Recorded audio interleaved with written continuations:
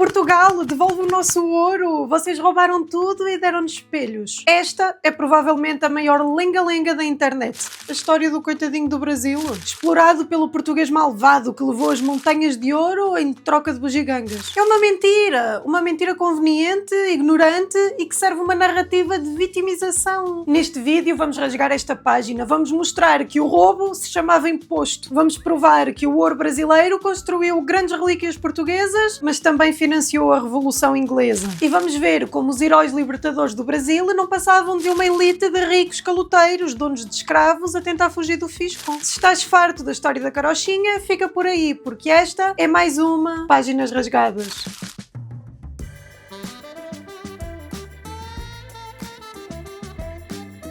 Antes de continuarmos, não te esqueças, deixa o teu like e o teu comentário, porque isso ajuda-nos a chegar a mais pessoas. E já que estás por aqui, dá uma olhada no clube de membros. Lá tens acesso a vídeos antecipados e até a conteúdo exclusivo que nunca aparece ao resto do público. E por falar em amor, eu quero agradecer-vos por tudo. O que tem sido feito aqui no canal. Sem vocês era mesmo impossível. Eu adoro cada oportunidade que tenho para conhecer cada um de vocês. Então, quero avisar-vos que eu vou estar presencialmente no Conecta Summit 2025, no Tagas Park, em Oeiras, 21, 22 e 23 de novembro. Eu quero conhecer-vos ao vivo, conversar, tirar fotos e, claro, dizer umas verdades inconvenientes, sem filtros. Se estás a pensar em ir, usa o cupom de Sousa Viegas e assim tens 10% de desconto no bilhete do evento. Marca na agenda, combina com a malta e aparece. Oeiras, 21 a 23 de novembro. Eu vou lá estar. Tu vens? Ora bem, vamos lá acabar com esta conversa de uma vez por todas. Aquele comentário que vemos em tudo o que é vídeo de um português. Devolve o nosso ouro. E invariavelmente vem acompanhado daquela história patética. Vocês levaram o ouro todo e em troca deram-nos espelhozinhos e miçangas. É a imagem que puseram na cabeça de milhões de pessoas. O português malandro de caravela a enganar o índio inocente com um lixo brilhante. Esta ideia é, e desculpem a franqueza, uma salada russa mental. É o resultado de pura ignorância histórica ou de má fé propositada que mistura duas coisas que aconteceram com 200 anos de diferença. E digo-vos uma coisa, para termos a clareza mental necessária para desfazer esta confusão histórica, esta autêntica salada russa, e olhem que eu não facilito na minha rotina, precisamos de garantir que temos energia para aguentar estas maratonas de construção. E eu só confio na Prozis. Seja a proteína para começar o dia, os snacks saudáveis para evitar porcarias ou os suplementos que me ajudam a manter o foco. Para vocês que fazem parte deste exército que quer a verdade, temos como sempre o nosso cupom. Usem o código de Sousa Viegas no site da Prozis e têm 10% de desconto em tudo. Vamos lá à escola primária da história, pode ser? Quando os portugueses chegaram ao Brasil em 1500, não haviam minas de ouro à vista. Ninguém tropeçava em pepitas na praia. O grande produto de valor que o Brasil tinha, aos olhos da Europa, era uma árvore, o pau-brasil. Uma madeira vermelha que valia imenso na Europa para tingir tecidos de luxo. E o que é que os portugueses fizeram? Escambo, uma troca. Os índios não tinham qualquer interesse em dinheiro. Esse conceito nem sequer existia para eles. O pau-brasil era só mais uma árvore. E em troca da madeira e do trabalho deles de cortar e carregá-las para os barcos, os portugueses davam-lhes aquilo que eles realmente queriam: tecnologia. E o que era tecnologia de ponta em 1500 para quem vivia na Idade da Pedra? Facas de metal, machados, anzóis e sim, espelhos e miçangas que tinham um valor estético e social tremendo para eles. Imagina a riqueza de veres o teu reflexo pela primeira vez. Achar que o índio foi enganado é o cúmulo da arrogância moderna. É tratar o nativo como um idiota que não sabia o que é que queria. Um índio fez um excelente negócio. Ele trocou árvores que para ele eram a mais e trocou por ferramentas que lhe mudavam a vida. E isto, meus caros, foi o ciclo do pau-brasil, no século XVI. Agora, saltemos 200 anos para a frente, estamos no final do século XVII e início do século XVIII. E só aí é que os bandeirantes, homens que já tinham nascido no Brasil, descobrem finalmente as grandes jazidas de ouro. E onde? A centenas de quilómetros da costa, lá no interior, numa zona que hoje se chama Minas Gerais. O sujeito que hoje grita "devolve o ouro" na internet acha que o Pedro Álvares Cabral chegou à Bahia, deu um espelho a um cacique e em troca ele deu-lhe uma barra de ouro de quilos que ele tinha ali guardado na oca. É esta confusão propositada, misturar os espelhos do século XVI com o ouro do século XVIII, que serve de base a toda a narrativa da dívida histórica. É a vitimização clássica. Primeiro nós precisamos de separar as coisas. O escambo do pau-brasil foi uma troca. O ciclo do o ouro foi outra história completamente diferente. Mas pronto, esqueçamos os espelhos e vamos focar-nos no ouro a sério, o das minas, de Minas Gerais. Esse sim foi 100% roubado, não foi? Portugal meteu tudo ao bolso, certo? Ou será que a história é, mais uma vez, um bocadinho diferente? Muito bem, já arrumámos a confusão dos espelhos e do pau-brasil, então vamos agora falar do ouro a sério, o ouro de Minas Gerais no século XVIII. A narrativa que nos tentam impingir é simples. Portugal roubou o Brasil. Ora, vamos lá analisar esta palavra, roubo. Para eu roubar alguma coisa, essa coisa tem de pertencer a outra pessoa, certo? Então a pergunta é simples. A quem é que pertencia o ouro de Minas Gerais no ano de 1720? A resposta factual é: pertencia ao rei de Portugal. Ai, Andreia, tu estás a ser tendenciosa. Não, eu estou a ser historicamente correta. Em 1720 não existia um país chamado Brasil. O que existia era o reino de Portugal, o império, e o Brasil era parte desse território. As pessoas que nasciam lá eram súbditos portugueses. O dono da terra, o soberano, era o rei português. Se o subsolo da terra dele tinha ouro, esse ouro era dele, ponto final. É exatamente o mesmo que acontece hoje. Se tu encontrares petróleo no teu quintal, achas que o petróleo é teu? Tenta lá vendê-lo diretamente e vê o que é que as finanças, ou pior, a Receita Federal te fazem. O Estado aparece logo e diz: meu caro, isso é um recurso estratégico da nação, vais pagar, dá-me aqui essa terra e toma esta migalhazita. E ainda era menos que isso que acontecia. O rei não roubava 100% do ouro, ele só cobrava um imposto. Esse imposto chamava-se o quinto. Ou seja, 20% de todo o ouro extraído tinha de ser entregue à coroa portuguesa. Eu repito, 20%.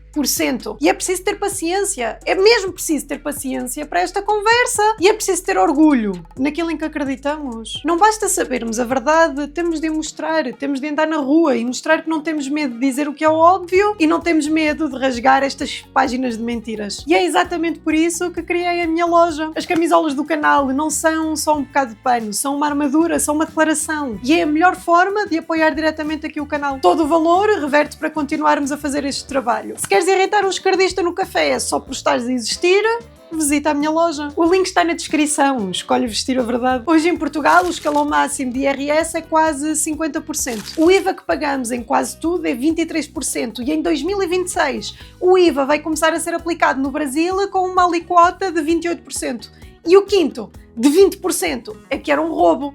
Haja paciência para anacronismos. E aqui, brasileiros, me permitam uma pequena dica. Talvez esteja na hora de vocês acordarem e pararem de chamar de roubo os 20% da coroa portuguesa e passar a chamar de roubo os 28% da vossa democracia, que por acaso sustentou o segundo maior caso de corrupção da história do mundo. E sim, eu estou a falar do caso da Petrobras, investigado pela Operação Lava Jato. O dono da mina, o português nascido no Brasil, que encontrava o ouro, ficava com 80% do que extraía. Os outros 20% era um imposto devido ao soberano, ao dono da terra, o rei de Portugal. Era com este imposto que o rei tinha de manter a administração, a defesa, os funcionários, as estradas, enfim, o Estado. Podemos discutir se o imposto era bem aplicado?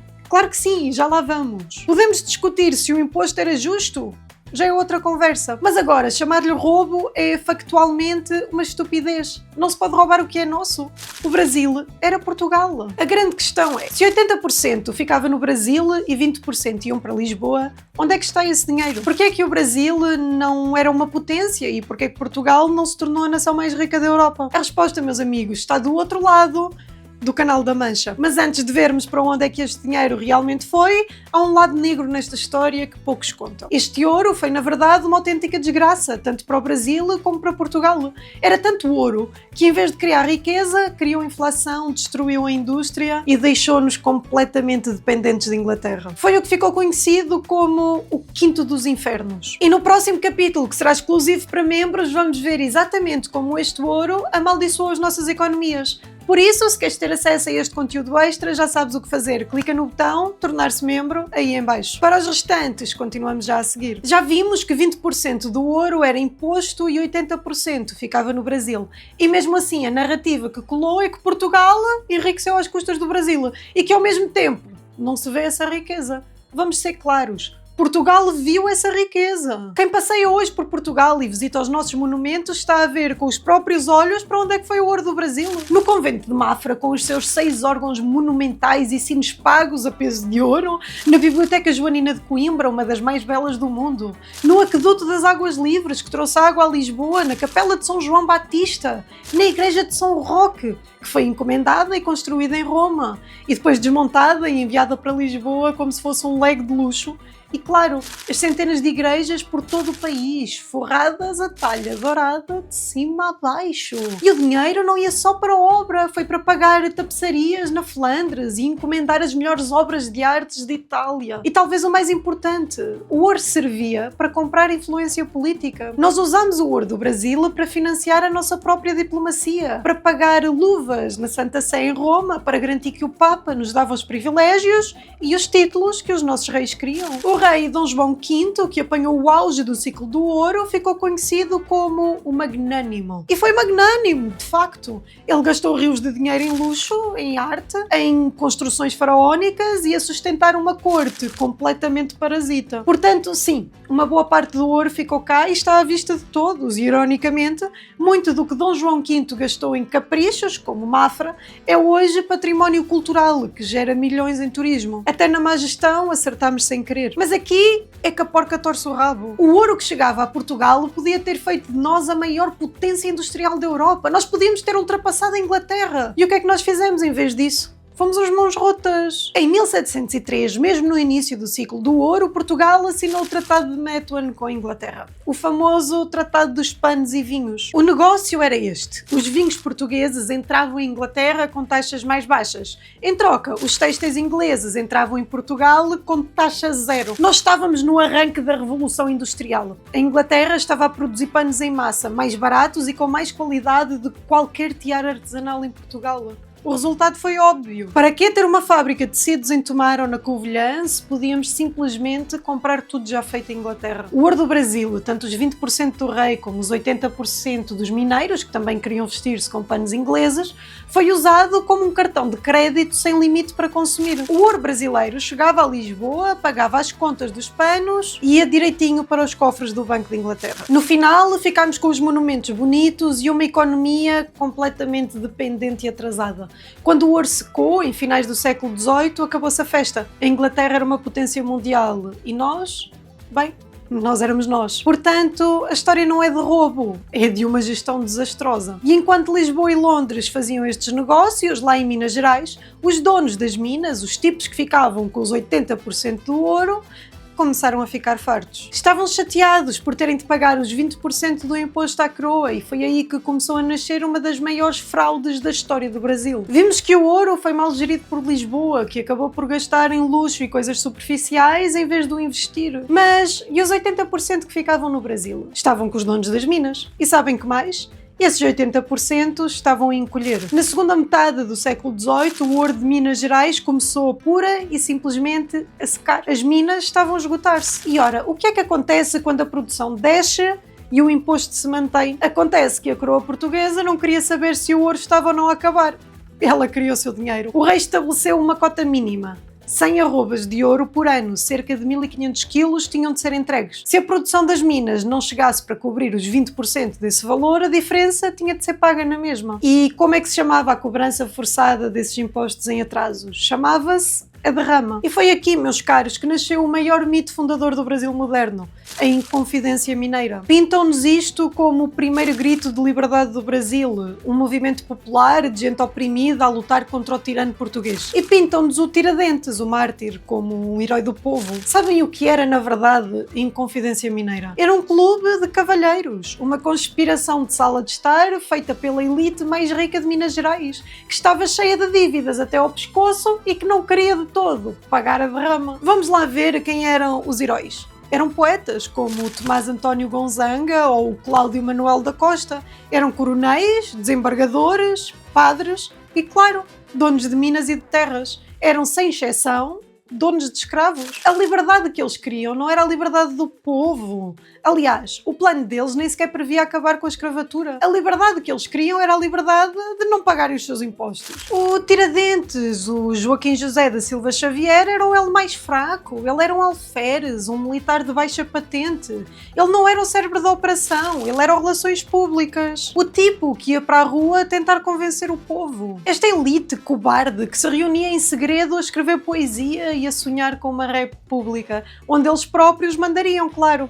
Estava a usar o Tiradentes como um peão. Quando a casa caiu, quando foram todos presos, quem é que pagou a fatura? Os ricos e os poetas, com os seus contactos, safaram-se. Foram exilados para a África, penas leves. Mas o Tiradentes, o único que não era da alta roda, o único que assumiu a responsabilidade, esse sim, foi enforcado e esquartejado. A elite que não queria pagar impostos criou o seu mártir. E o Brasil, até hoje, celebra um movimento de caloteiros, ricos e donos de escravos como se fosse uma revolução popular da liberdade. É o twist final desta história. O ouro não só acabou por financiar a indústria inglesa e os palácios portugueses, como também serviu de desculpa para a elite brasileira começar a criar a sua própria narrativa de vitimização, culpando Portugal por um problema que era, no fundo, uma simples questão de pagar as contas que deviam. E assim, meus caros, rasgámos mais uma história. A história do ouro roubado do Brasil é, talvez, uma das mentiras de vitimização mais convenientes da história moderna. É a desculpa perfeita para justificar atrasos e para manter a velha narrativa do coitadinho oprimido. O que vimos hoje, factos em cima da mesa,